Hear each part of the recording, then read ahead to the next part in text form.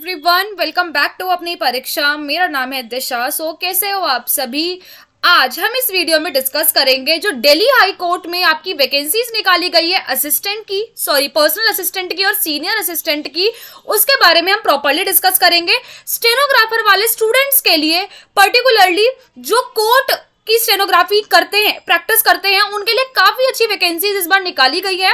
तो फटाफट से हम सारी चीजें देखेंगे और मैं आपको बता दूंगी कि आपको ये फॉर्म भरना चाहिए या फिर नहीं भरना चाहिए और इसमें क्या क्या डिटेल्स मांगी है, कैसे आप लोग जो है चीजों के साथ देख सकते हो। ठीक है, पूरी वीडियो पूरी एक ही वीडियो में बना दूंगी मैं, साथ में अलग अलग क्या बनाना। इसके अलावा कोई डाउट्स रह जाए तो बाद में मुझे बता देना। ठीक है, पहले पूरी वीडियो आप देख लो आराम से। इसके अलावा भी लगे कि नहीं ये डाउट रह गया है तो आप मुझे कमेंट में डाल देना, मैं फटाफट से वीडियो बना दूंगी। ठीक है, चलिए शुरू करते हैं इस वीडियो के साथ। सबसे पहले ये जो फॉर्म है ये आप लोगों का 6 तारीख से खुल चुका है, 6 तारीख से आप इसे भर सकते हैं। आप लोग लास्ट जो आपको फॉर्म भरना है ना, आप लोग 31 मार्च तक इस फॉर्म को भर सकते हो। ठीक है, ध्यान रखना 31 मार्च तक अभी टाइम है, आराम से आप इस फॉर्म को भर दीजिएगा। अभी एडमिट कार्ड, एग्जाम डेट जैसा कुछ भी नहीं आया है, पर आप मेरी मानो तो जो कोर्ट के एग्जाम्स होते हैं थोड़े आराम से ही होते हैं। आपका मई में जाके ये एग्जामिनेशन होगा, तो अभी टाइम है, अभी प्रॉपर्ली देख लेते हैं कि कहां पे कौन कौन सी वैकेंसीज आई गई है। ठीक है, पहली आई है सीनियर पर्सनल असिस्टेंट। ठीक है, ऑब्वियसली इसका ग्रेड पे ज्यादा है कंपेयर टू पर्सनल असिस्टेंट। ठीक है, इसके अंदर टोटल 60 वैकेंसी निकाली गई है और आप कैटेगरी वाइज भी देख सकते हो कि general, EWS, OBC, SC, ST, इन सबके लिए कितनी वैकेंसीज इस बार एलोकेट जो है वो करी गई है। ठीक है, आप लोग देख लो 60 वैकेंसीज आई हैं। इसके बाद देखो फ्रेंड्स, अब अगर देखें पर्सनल असिस्टेंट के बारे में हम बात करें, इसमें 67 वैकेंसीज आई हैं। ठीक है, टोटल मिला के आप देखोगे तो 127 वैकेंसीज जो है आपकी हाई कोर्ट में निकाली गई है। ठीक है, अब आप देखोगे तो 29 जनरल में है, ईडब्ल्यूएस में है 6, आपका ओबीसी एनसीएल में 17, एससी का है 10 और एसटी का है 5। ठीक है, इसके साथ में कल मैंने एनटीडीयू की वीडियो डाली है, उसे भी ध्यान से देख लेना, एग्जाम डेट जो है वो चेंज हो गई है। अब अगर आप personal assistant as well as senior personal assistant के बारे में देखें तो आपको ग्रेजुएट होना चाहिए, आप ग्रेजुएशन आपकी कंप्लीट होनी चाहिए। अगर आप लोग सीनियर के लिए जा रहे हो तो आपकी 110 वर्ड पर मिनट से नीचे इंग्लिश की जो स्टेनोग्राफी है वो नहीं होनी चाहिए। टॉकिंग अबाउट पर्सनल असिस्टेंट तो 100 से कम नहीं होनी चाहिए। तो एक तरीके से मान के चलो आप 120 लेके चलो, क्योंकि थोड़ी एक्स्ट्रा लेके चलनी ही पड़ती है। अगर आपको अभी भी अगर आपकी देखो स्टेनोग्राफी अगर आपकी 80 है, 100 है, आप कोर्ट की स्टेनोग्राफी लिखते हैं तो आप लोग जरूर ये फॉर्म भरे, बिकॉज तब तक आप कैचअप कर लोगे। ठीक है, अब अगर हम देखें जो सारे की सारी क्वालिफिकेशंस वगैरह है वो गवर्नमेंट ऑफ इंडिया से ऑथराइज्ड होनी चाहिए। फाइनल रिजल्ट जो है वो एग्जाम की क्लोजिंग डेट से पहले का होना चाहिए। आपका ग्रेजुएशन का हो, चाहे आप लोगों का एससी एसटी कुछ भी हो, वो आपका 31 मार्च से पहले आ जाना चाहिए। इन्होंने पहले ही आपको समझा दिया है। आपको दोनों फॉर्म के लिए अलग अलग बार भरना पड़ेगा। ठीक है, ऑफलाइन फॉर्म नहीं है, ऑनलाइन फॉर्म है। ठीक है, आप लोग साइट पे जाके फिल कर सकते हो। एज रिलैक्सेशन आप भी जानते हो कि आराम से आप लोगों को यहाँ पे जो चीज है वो मिल रही है। ठीक है, इसके बाद अगर डायरेक्टली मैं आपको दिखाऊं कि यहाँ पे कुछ चीजें बहुत इंपॉर्टेंट है। देखो यहाँ पे ऑर्डर नोट में लिखा हुआ है कि आप कैंडिडेट्स जो हैं उनको हर सेक्शन में क्वालिफाई करना बहुत जरूरी है, चाहे वो टाइपिंग हो, शॉर्ट हैंड हो या आपका सीबीटी हो। ठीक है, पहले इन लोगों ने ये चीज आपको क्लियर कर दी है। ठीक है, स्टेज 1 में क्या होगा पहले आप ये देख लीजिए। स्टेज 1 क्वालिफाइंग स्टेज है, पहले ही देख लीजिएगा। आपका इंग्लिश का टाइपिंग टेस्ट होगा 10 मिनट का, जिसके अंदर 40 वर्ड्स पर मिनट पे आपकी टाइपिंग चलाई जाएगी। ठीक है, आप इस बात का ध्यान रखिएगा। ठीक है, और जो मिस्टेक्स है वो 3% या उससे कम होनी चाहिए। ठीक है, जिनकी टाइपिंग अच्छी है, जो एक्यूरेसी के साथ करते हैं वो कर लेंगे। ठीक है, स्टेज 2 क्या होगा, फिर आपका शॉर्ट हैंड का टेस्ट होगा। This is for personal assistant, sorry senior personal assistant. ठीक है, इसके बाद देखो फिर इसके बाद क्या है, इंग्लिश स्टेनो होगी आपकी 110 वर्ड पर मिनट, 550 वर्ड का एक पैसेज आपको डिक्टेट करा जाएगा 5 मिनट में, जो कि आप अगर कैलकुलेट करोगे, डिवाइड करोगे तो ऑब्वियसली 110 आ रही है। ठीक है, 45 मिनट्स दिए जाएंगे आपको ट्रांसक्रिप्ट वगैरह करने के लिए। ठीक है, और कोई एक्स्ट्रा टाइम नहीं दिया जाएगा रीडिंग करने के लिए। आप जानते हो कि कोर्ट के जो स्टेनो के एग्जाम होते हैं ऑब्वियसली वो नॉर्मल स्टेनोग्राफर के एग्जाम के कंपैरिजन में टफ होते हैं, और इनकी जो स्टेनो होती है वो अलग होती है। ठीक है, तो जो नॉर्मल स्टेनोग्राफी कर रहे हैं एसएससी वाले, वो ये ना सोचे कि ये इजी होने वाला है, उल्टा ये बहुत टफ होने वाला है। तो अगर आप लोगों की स्पीड बहुत अच्छी है, आपके आसपास में कोई कोर्ट के स्टेनोग्राफी के इंस्टीट्यूट्स हैं, तो ही आप इसका फॉर्म भरे, फालतू में पैसे वेस्ट ना करें। बिकॉज बहुत सारे कोचिंग्स आपको सिर्फ फीस के लिए बोल देंगे अरे बहुत ईजी है, but trust me it's not easy. ठीक है, बाकी जो भी स्टूडेंट्स ऑलरेडी हाई कोर्ट में, सुप्रीम कोर्ट में, डिस्ट्रिक्ट कोर्ट में स्टेनोग्राफर्स हैं और अगर इस चैनल पे है, ठीक है, तो वो प्लीज कमेंट करेंगे कि उन लोगों के क्या एक्सपीरियंस रहे हैं, ताकि बाकी स्टूडेंट्स को भी बहुत अच्छा तरीके से हेल्प हो, ठीक है। उसके बाद आप लोगों की जो क्या कहते हैं मिस्टेक्स है, जो परमिटेड है, वो 3% रहेगी, ठीक है। आप लोग इस चीज को देख लेना और इसके ऊपर मैं एक अलग से वीडियो बनाऊंगी, बिकॉज ये समझाना मुझे थोड़ा सा लग रहा है आप लोगों को ट्रिकी है, बट डोंट वरी, मैं एक नई वीडियो बना के आपको समझा दूंगी।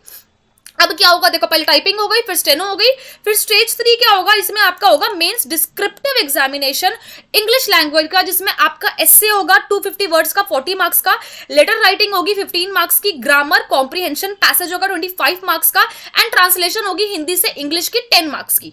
ओके, आपको समझ आ रहा है। मिनिमम पासिंग मार्क्स इसमें 50% रहेंगे, मतलब 50 मार्क्स आपको लाने ही पड़ेंगे 100 में से, और रिजर्व कैटेगरी में 45 मार्क्स रहेंगे इंक्लूडिंग पीडब्ल्यूडी, ठीक है, ध्यान रखिएगा इस बात का। जो भी स्टूडेंट्स क्वालिफाई करेंगे स्टेज 3 मतलब मेंस डिस्क्रिप्टिव एग्जामिनेशन, वो 3 टाइम्स जो है वो बुलाए जाएंगे, चाहे वो जनरल कैटेगरी से हो, ईडब्ल्यूएस से हो, ओबीसी से हो, ठीक है। नेक्स्ट एग्जामिनेशन के लिए जो कि है stage 4 interview, senior personal assistant में इंटरव्यू है। यहाँ पे 4 स्टेजेस है, टाइपिंग, स्टेनो, मेंस, उसके बाद इंटरव्यू, ठीक है। इंटरव्यू होगा 20 मार्क्स का, ठीक है। आपका जो मेंस का एग्जामिनेशन है that is of 100 marks and your interview is of 20 marks, ध्यान रखिएगा, ठीक है। मिनिमम पासिंग मार्क्स जो है वो 10 मार्क्स है 20 में से फॉर जनरल कैंडिडेट, एंड अगर हम बाकी रिजर्व कैटेगरीज की बात करें पीडब्ल्यूडी को भी इंक्लूड करके, ठीक है, चाहे वो ओएच पीएच हो, तो उनके लिए 9 मार्क्स है। अब हम बात करेंगे पर्सनल असिस्टेंट की। पर्सनल असिस्टेंट में 67 वैकेंसीज है। स्टेज 1 आपका कहता है कि आपको टाइपिंग टेस्ट देना है 10 मिनट का, 40 वर्ड पर मिनट, 3% एरर अलाउड है, सेम, ठीक है। फिर जो यहां से कैंडिडेट्स क्वालिफाई होंगे फिर वो स्टेनो लिखेंगे, एंड मेरे ख्याल से ये जो स्टेज 1 एंड स्टेज 2 है ये एक ही दिन होगा, ठीक है। अब हम बात करेंगे स्टेज 2 की।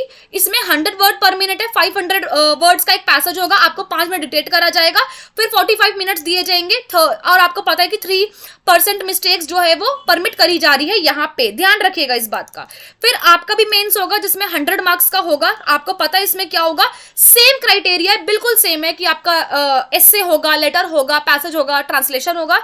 फिर इसमें आपको अगेन मैंने बता दिया 50% मार्क्स जनरल के लिए, बाकियों के लिए 45%, 120 मार्क्स का ही पेपर होगा। 2 घंटे आपको मिलेंगे पेपर करने के लिए, पहले भी और अभी भी, ठीक है, चाहे वो एसपीए हो या फिर पीए हो, ठीक है। और स्टेज 4 यहां पे भी आप लोगों का जो है इंटरव्यू होगा, सेम पासिंग मार्क्स 10 एंड 9 यहाँ पे दे रखे हैं, ठीक है।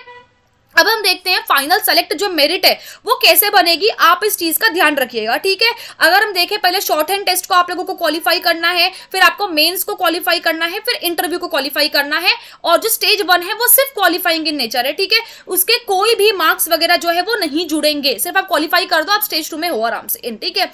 अब अगर आप टाई होता है तो ये सब तो ठीक है, आप जानते ही हो कि पहले स्टेज 2 का देखेंगे, फिर 3, फिर 4, फिर डेट ऑफ बर्थ, जो थोड़े कैंडिडेट्स जो ओल्डर होते हैं उनको प्रेफरेंस मिलती है। एग्जामिनेशन फीस 1000 रुपए है, किसके लिए, जनरल कैटेगरी के लिए, ठीक है, आप जानते हो, ओबीसी के लिए एंड ईडब्ल्यूएस के लिए, ठीक है। 800 जो रुपीज है वो है एससी एसटी, ठीक है, इन सब के लिए जो है फीस, और पीडब्ल्यूडी इनके लिए। फीमेल के लिए एज सच कोई कंसेशन यहाँ पे नहीं दिया गया है, तो आप इस चीज का ध्यान रख सकते हैं। अगर आपको कोई भी हेल्पलाइन नंबर चाहिए, यहाँ पे मेल और फोन नंबर्स दोनों मैंने दिखा दिए आप लोगों को, आप कभी भी वर्किंग डेज में उन्हें कॉल करके पूछ सकते हो अगर आपको कोई डाउट आता है तो, ठीक है। और इसके अलावा मैं आपको और भी चीजें दिखा देती हूँ, क्योंकि जो चीजें अप्लाई कैसे करना है, आप लोग एनटीए की साइट पे जाओगे, आपको एक रजिस्ट्रेशन करना है, फिर उसके बाद आप आराम से भर सकते हो। फोटो का खासा ध्यान दीजिएगा, साइन का ध्यान दीजिएगा, यहाँ पे फॉर्म करेक्शन की भी फीस है, ध्यान रखिएगा, ठीक है। यहाँ पे फॉर्म करेक्शन की भी फीस है। और लास्ट, अगर आप जैसे मान लो 31 अक्टूबर फॉर्म भर दिया और कुछ गलत हो गया तो आप 3 दिन आपको मिलेंगे, आप उसमें फॉर्म को ठीक से फिल कर सकते हो, लेकिन उसके भी पैसे लगेंगे, ठीक है। ध्यान रखना, यहाँ पे पॉइंट नंबर 6 कहता है कि आप लोगों के करेक्शन के 200 रुपए लगेंगे, और अगर आप दोबारा कर रहे हो करेक्शन तो 500 रुपए लगेंगे, ठीक है। तो प्लीज एक ही बार में ऐसा भरना कि वो 200 रुपए लगे ही ना, ठीक है। और इसके अलावा पहले मैं पूरा नोटिफिकेशन बताती हूँ आप लोगों को, कोई दिक्कत आए फिर हम बात करेंगे इस बारे में, ठीक है। वैसे मैंने पूरा नोटिफिकेशन आपके लिए पहले ही पढ़ लिया था, तो ऐसा अब कुछ आपके लिए नहीं है, ठीक है। जो थोड़ी बहुत इन्होंने टर्म्स एंड कंडीशंस दे रखी है, इन्होंने ओएच पीएच एससी एसटी के सर्टिफिकेट्स के बारे में बता रखा है, ठीक है। तो ये सर्टिफिकेट्स वाला इशू जो है वो बाद में टैकल करवा दिया जाएगा आपके लिए, डोंट वरी, ठीक है। और आपको अगर दोनों फॉर्म्स भरने हैं तो आपको अलग अलग फीस भरनी पड़ेगी, ठीक है। और जो आपका प्रिंट होता है जब आप फॉर्म को भर देते हो, डिक्लेरेशन वगैरह, उसका भी एक फोटो क्लिक कर लीजिएगा, ठीक है, ध्यान से, ओके। अब हम बात करेंगे जो भी इंपॉर्टेंट चीज है यहाँ पे, कि कि आप लोगों को फॉर्म भरना चाहिए या फिर नहीं भरना चाहिए। द मेन क्वेश्चन देखिए, अगर आपकी स्टेनोग्राफी अच्छी है, ठीक है, बहुत अच्छी है, देखो वैसे तो पहली बात ही इंग्लिश स्टेनोग्राफी का फॉर्म है, तो अगर आपकी जो स्पीड है नॉर्मल वाली स्टेनो में, जैसे एसएससी में मांगते हैं, DTPLS में मांगते हैं, उसमें अगर आपकी जो स्टेनो है वो 120 है या 110 है, तो ही आप ये फॉर्म भरिएगा, बिकॉज तभी आप कोर्ट की स्टेनो को कैच कर पाएंगे। कोर्ट के स्टेनो के वर्ड्स अलग होते हैं एज कंपेयर टू जो एसएससी, DSSB, DDA ये सब पूछते हैं, ध्यान रखिएगा इस बात का। कोर्ट की स्टेनोग्राफी बहुत अलग होती है, ठीक है। तो अगर आप लोगों को लग रहा है कि आराम से हो जाएगा, तो ये आराम से नहीं होगा, ठीक है। और इसमें 4 स्टेजेस है, इंटरव्यू भी है, मेंस भी है, आपका शॉर्ट हैंड भी और टाइपिंग भी है। टाइपिंग क्वालिफाइंग इन नेचर है, उसके अलावा बाकी चीजें जो है वो सबके नंबर जुड़ेंगे, ठीक है, ध्यान रखिएगा इस बात का। अब सेकंड थिंग कि ये फॉर्म जो है कब तक अवेलेबल है, 31 मार्च तक अवेलेबल है। भरना चाहते हैं तो भर दीजिएगा, 15 मार्च तक ही भर दीजिएगा, ठीक है, अगर भरना चाहते हैं तो। अगर आप मेरी माने, अगर आपकी स्टेनो अच्छी है तो जरूर भरिएगा, लेकिन अगर आपको स्टेनो का एस भी नहीं आता तो मत भरिएगा, बिकॉज एनटीए बहुत जल्दी एग्जामिनेशन करवाता है। अगर एनटीडीयू को छोड़ दिया जाए तो उसके साथ कुछ प्रॉब्लम थी, नहीं तो बाकी सारे एग्जामिनेशन बहुत टाइम पे हुआ है। अभी केवीएस का एग्जामिनेशन विद इन 1 मंथ हुआ है, अभी डीआरडीओ का एग्जामिनेशन भी काफी जल्दी करा रही है डीआरडीओ, एसएससी के एग्जाम जल्दी चल रहे हैं, तो ये एग्जाम भी जल्दी होगा। मोस्ट प्रोबेबली आपका ये एग्जामिनेशन जो है मई से शुरू हो जाएगा, डेट्स आ जाएंगी फॉर श्योर, ठीक है, मई में हो जाएगा। तो 1-1.5 महीने में आप कुछ भी नहीं सीख पाओगे, ठीक है, हार्श है बट सच है। तो अगर आपको आती है तो ही सीखेगा, और अगर आप इसके लिए डेडिकेटेड करेंगे तो ग्रेड पे बहुत अच्छा है। दिल्ली में आपकी फिक्स जॉब है और बहुत रुतबे वाली जॉब है और बहुत फास्ट प्रमोशन है और बहुत अच्छी लाइफ है। तो अगर आप इसके लिए भरना चाहते हो तो भर के फिर तैयारी भी करना शुरू कर देना, ठीक है। बाकी इसके अलावा कोई भी डाउट्स रह जाए, let me know in the comment section, ठीक है। देखो पैसेज हो गया आप लोगों के लिए लेटर राइटिंग वगैरह हो गया, मैं पूरा ढूंढ ढांड के टेलीग्राम पे डाल दूंगी जब आपका स्टेनो वगैरह हो जाएगा। अभी आपको स्टेनो पे ध्यान देना है, राइट, ठीक है। बाकी हम मिलते रहेंगे आने वाली वीडियोस में। अगर आप लोग ने अभी तक लाइक सब्सक्राइब शेयर नहीं करा तो कर सकते हैं। बाकी अगर आप लोग टेक्स्ट बुक के मॉक टेस्ट लेने में इंटरेस्टेड हो तो आप यूज कर सकते हैं मेरा कोड RPURVL, ठीक है, आपको दिख रहा होगा यहाँ पे स्क्रीन में, वो यूज करके आप मॉक टेस्ट जो है अवेल कर सकते हैं। बाकी अपना ध्यान रखें, टेक केयर।